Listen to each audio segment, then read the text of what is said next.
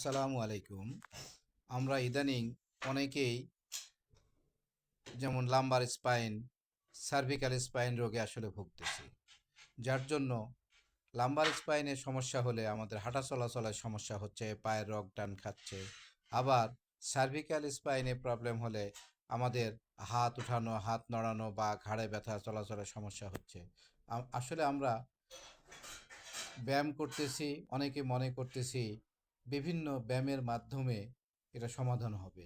যার হাড় ক্ষয় হয়ে যায় বা হাড়ের শেপ চেঞ্জ হয়ে যায়, সেটা কোনো ক্রমেই আপনি যে প্রকার ব্যায়াম করেন নাই কেন, ওটা কোনো ক্রমেই হাড়ের যে শেপ, সেটা তো কখনোই আগের জায়গায় আনা সম্ভব না উইদাউট মেডিসিন। তো সেখানে আপনারা অনেক কষ্ট করতেছেন বিভিন্ন ব্যায়াম করে, সময় নষ্ট করে, পরে আমাদের হোমিওপ্যাথির কাছে আসতেছেন। তাদেরকে আমি অনুরোধ করব, শুরুতেই হোমিওপ্যাথিতে আসেন, ওষুধ খান। আপনার লাম্বার স্পাইন হোক, সার্ভিক্যাল স্পাইন হোক, যেটাই হোক, যে ডিজেনারেটিভ চেঞ্জটা হচ্ছে, যার জন্য আপনার হাত তুলতে পারতেছেন না, হাতে ব্যথা করতেছে, কোমরে ব্যথা করতেছে, পা রগগুলি টান খাচ্ছে, তো শুরুতে আসেন। এবং আমার মনে হয় এর জন্য আপনাদের থাইরয়েডও দায়ী। থাইরয়েডের কারণে আমাদের হাড়গুলি ক্ষয় হয়ে যাচ্ছে।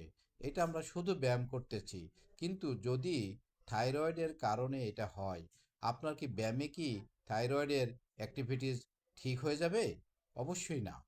তো আসেন, হোমিওপ্যাথিতে ট্রিটমেন্ট নেন এবং তার আগে একজন বিশিষ্ট হোমিওপ্যাথির কাছে আসুন। সে বুঝবে যে সম্ভবত আপনার থাইরয়েডে প্রবলেমের কারণে হাড়গুলি ক্ষয় হয়ে যাচ্ছে এবং হাড়ের শেপ চেঞ্জ হয়ে যাচ্ছে। অহেতুক ব্যায়াম করে সময় নষ্ট না করে সময় মতো হোমিওপ্যাথিতে আসুন। কিছু ইনভেস্টিগেশন করে মেডিসিন দিলে ইনশাল্লাহ আপনি ভালো থাকবেন। আসসালামু আলাইকুম।